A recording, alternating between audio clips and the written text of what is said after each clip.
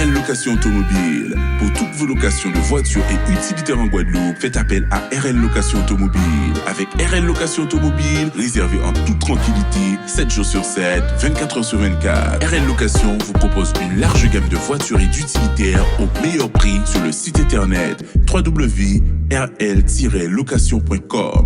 RL Location, c'est aussi l'assistance et la livraison. Pour tout renseignement, contactez-nous au 05 90 106 687. RL Location Automobile, la location en toute simplicité.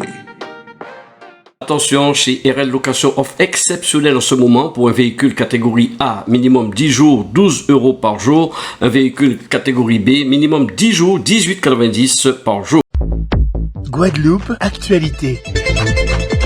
La Guadeloupe semble faire face à une pollution des eaux de grande envergure. Depuis le 30 septembre, l'Agence régionale de santé a émis un avis de restriction d'usage de l'eau pour les communes de Sainte-Anne, Saint-François et la Désirade.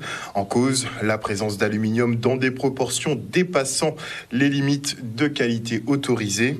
Le même jour, la ville de Gourbert sortait un arrêté interdisant la baignade au Bain des Amours et à la plage de Rivière-Sens. Des analyses réalisées le 22 septembre dernier ont mis donc en évidence une contamination bactériologique de l'eau, notamment par une trop grosse proportion de matière fécale. Donc faites très attention à ce que vous consommez comme eau en ce moment. Et dimanche, aux alentours de 3h du matin, un suraccident s'est produit à l'Ajaï-Bémao. Alors qu'une équipe de route de Guadeloupe intervient pour sécuriser le lieu d'un accident, un homme à bord de son véhicule foncé dans le tas. Résultat, 6 personnes sont blessées et un agent en service a perdu la vie. Avec 1 gramme d'alcool dans le sang, le conducteur dit ne pas avoir vu tous les dispositifs de signalisation mis en place sur la chaussée. Un chauffeur inculpé pour homicide involontaire par conducteur en défaut de permis de conduire valide et en état d'alcoolémie. On fait le point avec le procureur Patrick Desjardins au micro d'Olivier Félix. Compte tenu des faits tels qu'ils se sont déroulés, plusieurs chefs de mise en examen ont été sollicités par le parquet. Le premier et le plus grave, c'est évidemment l'homicide involontaire, puisqu'il est reproché à l'intéressé d'avoir causé la mort d'une victime, un ouvrier de route de Guadeloupe. Donc homicide involontaire par conducteur avec 2 circonstances aggravantes. Le défaut de permis de conduire valide. On sait que le permis de conduire de l'intéressé avait perdu la totalité de ses points. Et également l'état alcoolique dans lequel se trouvait l'intéressé au moment de la conduite. C'est le premier chef. Et les chefs suivants, c'est les blessures involontaires qui ont été infligées aux autres victimes. Je rappelle que sur la scène, 13 personnes étaient présentes au moment de l'accident. 6 d'entre elles ont été blessées, auraient pu être très grièvement blessées. L'une d'elles est décédée. Donc pour les 5 personnes blessées, ce sont des blessures involontaires aggravées par 2 circonstances. Et puis pour les autres personnes qui n'ont pas été touchées, il s'agit d'une infraction de mise en danger de la vie d'autrui, et le tout avec évidemment un défaut de maîtrise de l'intéressé. Pour mémoire, on a eu effectivement un premier accident matériel sur les coups des 1h du matin avec les services de route de Guadeloupe qui arrivent avec leur véhicule de signalisation, donc qui est largement visible avec les flèches de rabattement, plus les lumières gendarmerie, plus la signalisation, les gilets jaunes. Concrètement, il était difficile de ne pas voir ce corridor de sécurité sur la Nationale 1, qui, je le rappelle, à 1h du matin, où la circulation n'est pas forcément la plus dense. Un gros contrôle a été organisé par les militaires de l'escadron départemental de sécurité routière. Contrôle qui a certainement permis de sortir de la route d'éventuels conducteurs dangereux pour eux-mêmes, mais aussi et surtout, avant toute chose, pour les autres conducteurs. On intervient sur une scène quand on est appelé, on se prépare à ce qu'on peut rencontrer. Simplement, on ne s'attend pas à être finalement un petit peu les victimes de ce suraccident, avec des conséquences qui auraient pu être dramatiques, je le rappelle. Si le dispositif de sécurité n'avait pas été tel, aujourd'hui, je serais peut-être en train d'être auprès des familles de mes militaires ou à l'hôpital. 0,52 mg par litre d'air, ça signifie on multiplie toujours par 2 pour connaître le grammage dans le sang. Donc on est ici face à un individu qui avait 1,04 g dans le sang au moment de l'accident. Donc un taux qui est évidemment beaucoup trop important par rapport à ce que la loi autorise. Et au vu de la recrudescence des cas d'accidents vasculaires cérébraux à tout âge, l'Agence régionale de santé sensibilise sur les symptômes. Une réaction rapide peut vous sauver la vie ou permettre de limiter les séquelles. Alors, autant bien les connaître. Le reportage. on constate de plus en plus que les patients viennent aux urgences, mais un peu plus tard. Et quand on leur dit de venir un peu plus vite, c'est pas vite après l'arrivée aux urgences, mais le vite, c'est vraiment à partir du début des symptômes. Et il faut que cela soit vraiment intégré. Parce que, comme je l'ai dit tout à l'heure, au-delà des 4h30, c'est simplement pas possible d'agir parce que on va simplement nuire aux patients et on n'est pas là pour ça. Comme l'a rappelé aujourd'hui le docteur Akrom Bessi de l'équipe neurologie du CHU, les signes reconnaissables ont été rappelés, notamment dans le logo VITE, V-I-T-E. Les 3 premiers étant effectivement la reconnaissance des signes, et le dernier, le E, c'est l'extrême urgence en fait, à reconnaître ces signes et à appeler le 15 si un de ses proches est concerné par ces signes. On a 2 types d'AVC. Comme je l'ai décrit tout à l'heure, c'est soit le vaisseau sanguin qui est rompu, ou alors c'est un caillot qui a migré dans la circulation sanguine et qui a provoqué cet AVC. Dans l'un ou l'autre des cas, la souffrance cérébrale est générée et les causes sont différentes lorsque c'est une rupture de l'artère ou lorsque c'est un caillot qui a migré. Ce qu'on attend, c'est bien sûr de rappeler sans cesse à la population effectivement la reconnaissance de ces signes. Il faut vraiment que ça devienne instinctif.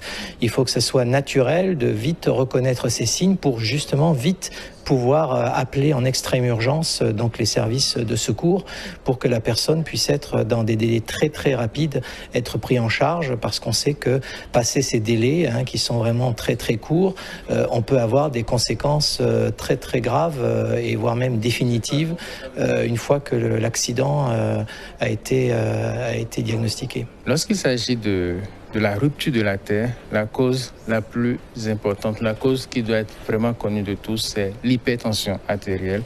Et lorsque un patient hypertendu présente un pic de tension, cela peut évoluer simplement,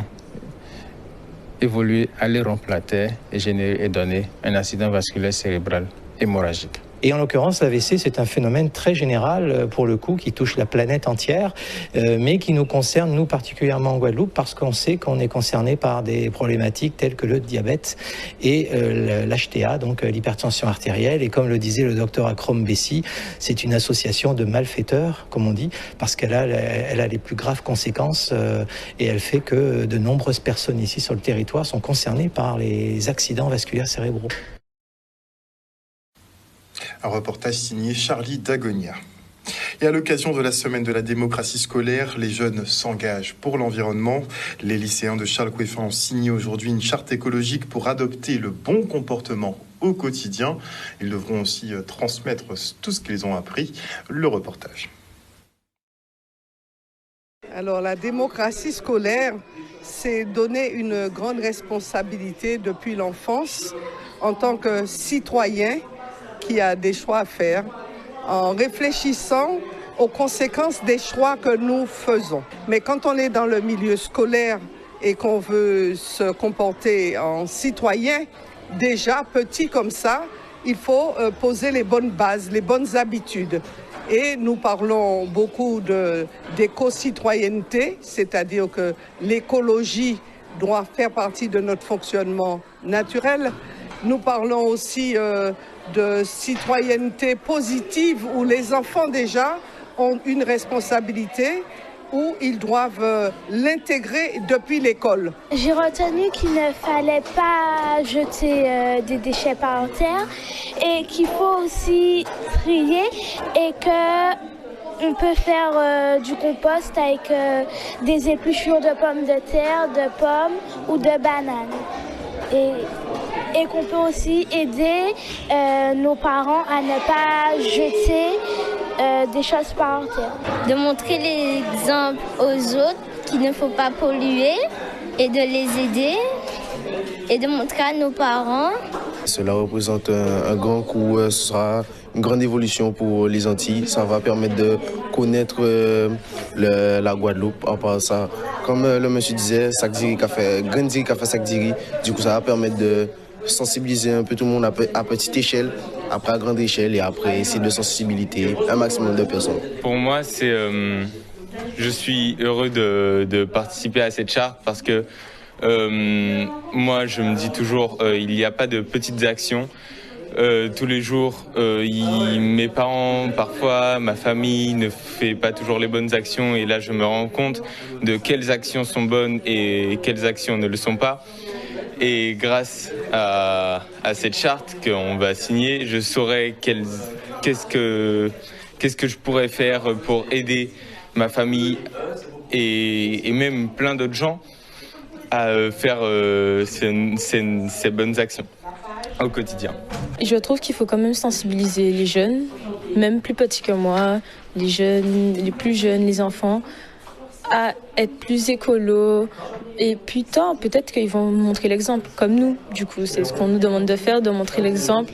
Et plus tard, avec nos enfants, on dira que oui, il ne faut pas faire ça, il faut plutôt faire ça. Il y a aussi cette solution, etc. On parle de démocratie d'ailleurs, qui induit que la France se doit d'aider les anciennes colonies à tendre vers l'autonomie et l'indépendance. Souvent abordée, l'évolution institutionnelle de la Guadeloupe ne se concrétise pourtant pas. Contrairement à la Guyane, Saint-Martin ou la Martinique, la réflexion se poursuit encore et encore. Mais un jour, il faudra se décider. Alors, des élus organisent des sessions d'information pour expliquer les tenants et aboutissants d'une telle modification de la loi. Le reportage. Ce qu'il faut surtout retenir, c'est la nécessité qu'il puisse y en avoir d'autres.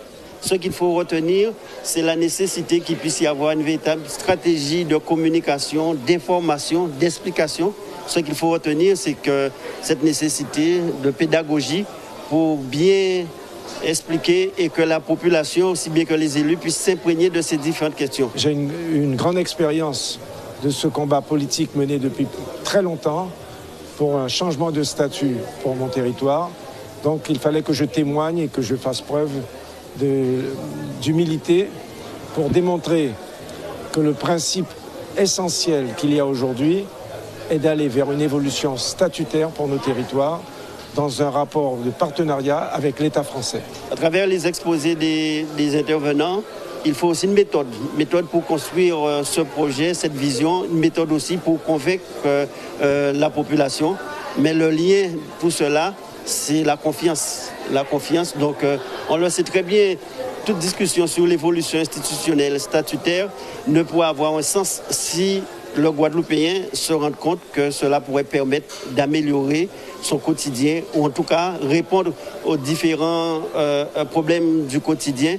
Et ce sera notre responsabilité à travers le projet que nous allons proposer, à travers notre vision de pouvoir convaincre les Guadeloupéens et obtenir leur confiance. Je suis convaincu que nous n'avons pas besoin de nous séparer de façon définitive avec la France. Nous aurons le temps d'aller vers l'indépendance.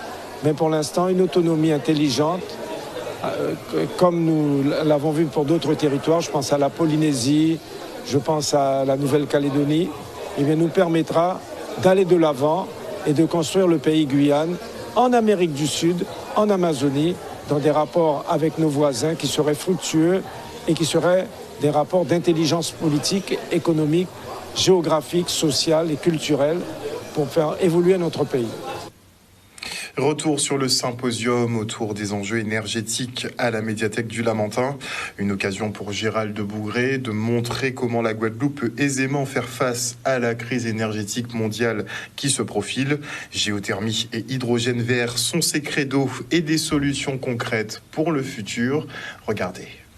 Cette conférence, elle s'inscrit dans la logique de travaux que nous avons commencé il y a 20 ans.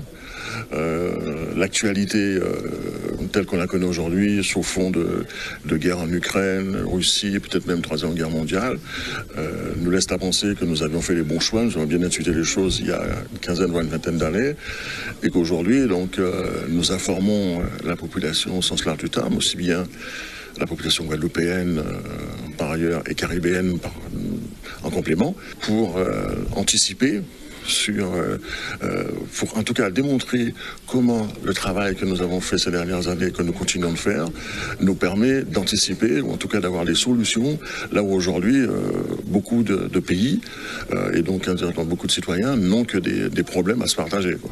on est contre personne, mais à un moment donné, même la première ministre, Madame Elisabeth Borne, en sortant d'une réunion il n'y a pas très longtemps, elle a bien dit que les énergies renouvelables sont génératrices d'énormément de revenus et qu'il serait temps de penser à faire en sorte que la redistribution des richesses provenant de ces unités industrielles puisse être mieux répartie et le plus localement possible. Notre avenir est entre nos mains et aujourd'hui on a un grand ingénieur, M. Bougré, qui vient nous expliquer que c'est possible. Alors pour moi c'était important de venir et de pouvoir écouter et de pouvoir saisir cette opportunité et j'encourage chaque Guadeloupéen puisqu'apparemment c'est un projet qui va faire une sorte de caravane à travers tout le territoire. Venez écouter, désormais nous sommes riches et il faut que tout le monde le sache. Et nous en fait, Guadeloupéens, on s'est réunis, on a réfléchi, on a mis notre intelligence collective en synergie pour pouvoir aujourd'hui être en mesure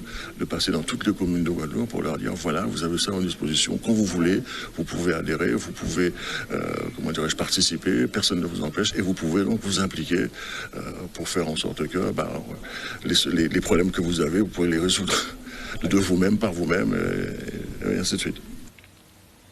Gérald Bougré qui souhaite effectivement que les Guadeloupéens deviennent propriétaires de leur propre centrale géothermique et effectivement donc produire leur propre électricité qui serait revendue notamment à bas coût ici en Guadeloupe mais qui pourrait être aussi exportée dans les autres pays de la Caraïbe. Il a déjà même pensé et commencé à établir un partenariat avec l'île de la Dominique par exemple. En tout cas, le projet reste exceptionnel. Et notez que le sentier de la Soufrière est temporairement fermé au public. Suite au passage de Fiona, des éboulements se sont produits coupant le tracé. Le reportage. On est sur le sentier de la Soufrière. Là, il y a un éboulement qui est parti suite à Fiona, suite à la tempête Fiona. Et là, vous voyez, la terre s'est décollée et voilà, la végétation est partie. Voilà. Pour l'instant, le sentier est fermé. Là, on a fermé par l'arrêté de la directrice. Et là, il y aura le responsable des travaux, il passera pour évaluer les différents travaux qu'on aura effectués sur le sentier pour que les gens découvrent le sentier de la Soufrière. Les éboulements sont relativement récurrents. À chaque fois, on dit « Ah, on n'avait jamais vu ça ». Bon, c'est parce qu'on n'a pas de mémoire. Mais c'est assez régulier et ça fait partie justement de la surveillance qu'assurent les agents du parc pour voir si d'une semaine à l'autre il n'y a pas eu un problème qui puisse mettre en péril la sécurité et la vie des randonneurs. Il est certain que des épisodes pluvieux importants comme la tempête Fiona, c'est pas tous les jours. Et c'est ce qui fait que dans un premier temps, on dit stop, là, il faut pas y aller. Il faut qu'on aille voir qu'est-ce que ça a fait comme dégâts. Surtout lorsqu'on a vu ce que ça a fait en aval, on se dit qu'en amont, il y a peut-être quelque chose aussi. Et donc, une fois qu'on a inspecté les lieux et qu'on a vu qu'il y a danger, on dit aux gens non, il faut pas y aller. Il faut attendre un peu, d'une part, que les sols se ressuient, que l'eau s'en aille, et puis ensuite que les agents du parc puissent faire des petits travaux pour réhabiliter les zones d'éboulement comme celles qu'on a vues tout à l'heure, de telle sorte qu'on puisse progresser en toute sécurité sur les sentiers et dans le parc national. Mais on n'a pas évalué à peu près le nombre de temps pour la fermeture, mais je pense que d'ici 1 mois ou 2 mois, on attend que la nature remette des choses en place et comme ça ils pourront revenir à la Soufrière. C'est la nature. La nature fait ses choses comme ça et voilà, on laisse faire la nature. On a déjà sécurisé dans l'arrêté plus les différentes barrières qu'on a positionnées en bas. Et là, le sentier est fermé jusqu'à nouvel ordre. Un reportage signé Michel Depape. Et dans le cadre de la Semaine européenne du développement durable, la ville de Saint-Claude réaffirme sa volonté d'utiliser la biodiversité comme levier de développement économique. Et pour illustrer les potentialités du territoire, le docteur Henri Joseph animait une conférence débat. Pour ce défenseur du terroir, on ne doit plus partager la pauvreté, mais la richesse. Le reportage. On était dans la semaine européenne de développement durable. On a voulu justement s'axer sur le volet transition écologique, l'écologie et surtout sur toute la notion de la biodiversité.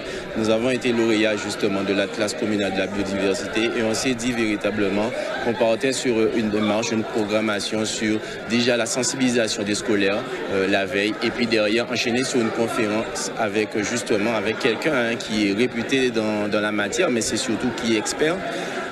Henri Joseph. Moi, j'étais particulièrement heureux de voir un amphi à l'université de Saint-Claude rempli, en fait, de jeunes, de moins jeunes. Et je vois que la biodiversité, la diversité de vie, ça passionne. Les gens ont posé beaucoup de questions très pertinentes.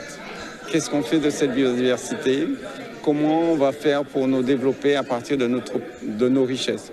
Moi, je dis maintenant, on est riche de cette biodiversité. C'est 3800 espèces de plantes, c'est 220 espèces comestibles, c'est 625 plantes médicinales. Donc, on a tout pour se développer. Et on ne doit plus partager la pauvreté. Maintenant, on doit partager la richesse. Très, très, très instructif, très riche. Il faut dire que le docteur Henri Joseph est un brillant pédagogue. Donc, nous avons appris beaucoup de choses. Enfin, personnellement, moi, j'ai beaucoup appris. Et les échanges qui ont été faits par la suite aussi ont été enrichissants. Je crois sincèrement, et l'objectif, c'est faire de la Guadeloupe un oasis planétaire exemplaire en basant nos richesses sur ce qu'on a et non ce qu'on n'a pas.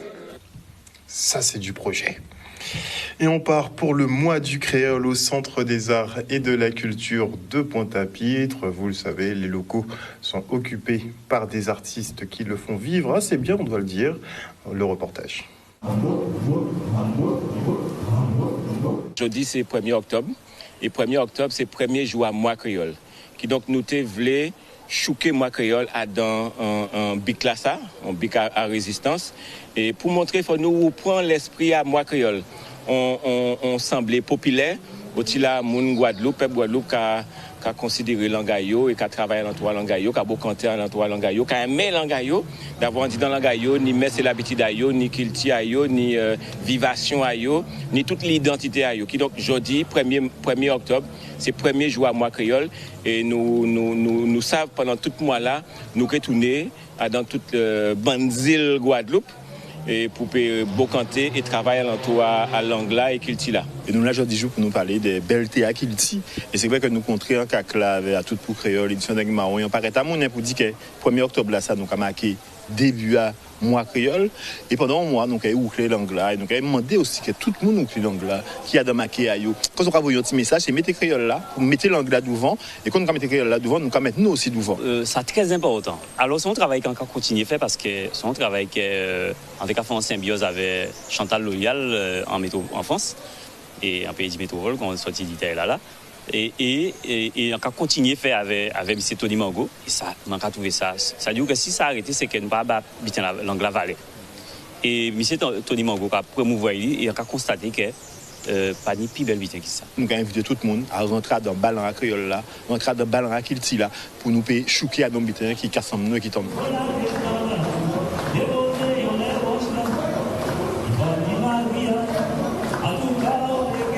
Outremernews.fr, le site de l'actualité Outre-mer, 24 heures sur 24 et 7 jours sur 7. Retrouvez la chaîne Outremer News sur YouTube.